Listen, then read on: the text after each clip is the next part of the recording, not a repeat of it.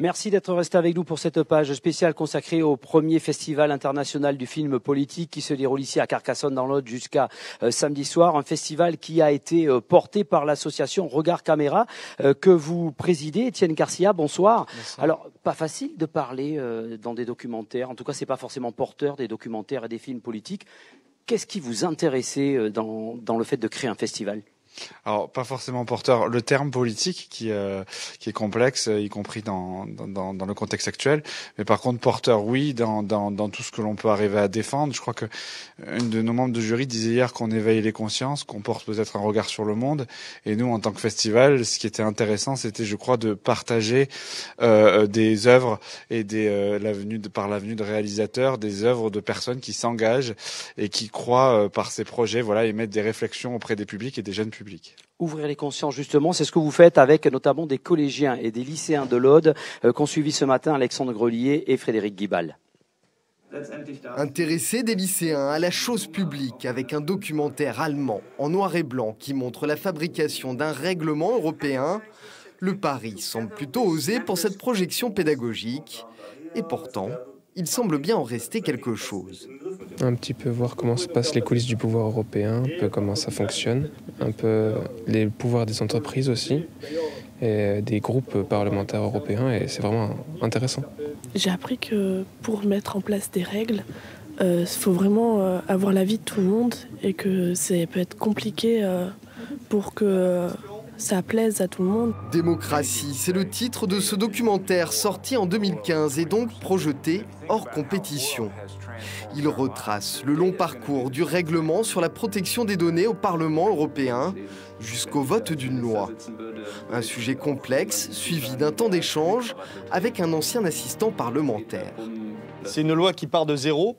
Elle a commencé, son écriture a commencé en 2012 et elle aura été promulguée en France en 2018. Un voyage dans les coulisses, mais pas de quoi transformer l'image de la politique pour ces jeunes. La politique, je la trouve très compliquée, à vrai dire. Après, oui, je suis concernée, étant donné que la politique concerne tout le monde. Je m'en détache parce que c'est pas ce qui m'intéresse forcément. Je me sentirais pas de m'engager dans un parti politique, mais je serais plutôt, s'il se passerait un truc qui ne me convenait pas, qui ne convenait pas au peuple, je serais plutôt résistante en fait. Au total, 9 films, tous en rapport bien sûr avec la politique, sont proposés aux scolaires pendant le festival. Et il y en a pour tous les âges, de quoi aiguiser le regard de ces futurs citoyens.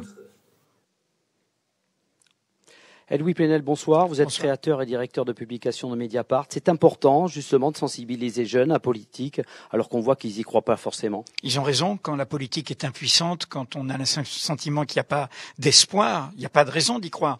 Une initiative comme ce festival ici à Carcassonne, c'est une façon de retrouver l'idée de l'engagement des créateurs et l'engagement des personnes qui sont dans ces films et qui, au fond, croient à l'idée d'une politique comme un bien commun. Alors, vous êtes ici parce que vous avez ouvert votre rédaction pendant 1 an pratiquement à Naruna Kaplan de Macedo pour un documentaire depuis Mediapart. Elle a suivi votre rédaction. Qu'est-ce qui vous a intéressé de montrer, vous ? D'abord, la démarche d'une lectrice, d'une abonnée de Mediapart qui est cinéaste et qui a voulu aller voir derrière. Il y a plein de mythes sur le journalisme, parfois des polémiques, etc. Donc c'est un peu comme le capot d'une voiture, on ouvre et on regarde et on découvre autre chose que parfois ce que vous entendez. Donc c'était une façon de nous démythifier, de nous montrer tels que nous sommes. Un travail d'investigation, de politique, jusqu'à parfois même infiltrer les partis, entre guillemets. Là, en l'occurrence, oui, c'est un parti où nous étions interdits. Donc on a trouvé le moyen, parce qu'un parti est public et il n'y a pas de raison qu'on n'y soit pas. Donc comme il ne voulait pas qu'on y soit, on a trouvé, il n'est pas interdit d'être rusé parfois. D'être usé pour faire son travail de journalisme et d'investigation. On va voir justement ce documentaire avec un débat dans la rédaction. On a un journaliste qu'on connaît bien, qui a déjà bossé pour nous, dont je tairai le nom, qui est infiltré. Il fait les congrès. Mais quelle horreur. Putain, faut le vouloir, quoi. Non, c'est une belle expérience. Moi, j'ai pas fait le point avec lui, parce que j'étais pas là. François l'a vu. Mais voilà. On a ça aussi. Mais il est suivi psychologiquement ou... Non, mais c'est... quoi. Ouais. Bien sûr. Voilà, merci à Eloui Plenel. Naruna Kaplan de Macedo, bonsoir, on vient d'en parler. C'est vous la réalisatrice de Depuis Mediapart, simple actrice, on l'a bien précisé, mais cinéaste. Vous vouliez montrer quoi ? Je voulais filmer mon journal. C'est vraiment parti de là. D'abord, donner à voir qu'est-ce que c'était que ce journal que je lis depuis sa création, depuis 2008. Et vous vous questionniez justement sur comment on fait le travail de journalisme de politique, journalisme d'investigation ? Absolument, absolument. Évidemment, c'est parti de là. L'envie de voir, c'est la métaphore du capot de voiture est assez juste. En fait, il y a des mythes qui sont tombés, des choses que vous avez découvertes. Il y a beaucoup de choses que j'ai découvert. Par contre, moi, j'aime ce journal et j'ai continué de trouver la façon dont ils travaillent et dont ils mettent en œuvre leur idée du journalisme. Je l'ai rencontré, je l'ai confirmé, je l'ai découvert autrement peut-être. Pour vous, journaliste politique, ça veut dire quoi aujourd'hui, en 2018 ?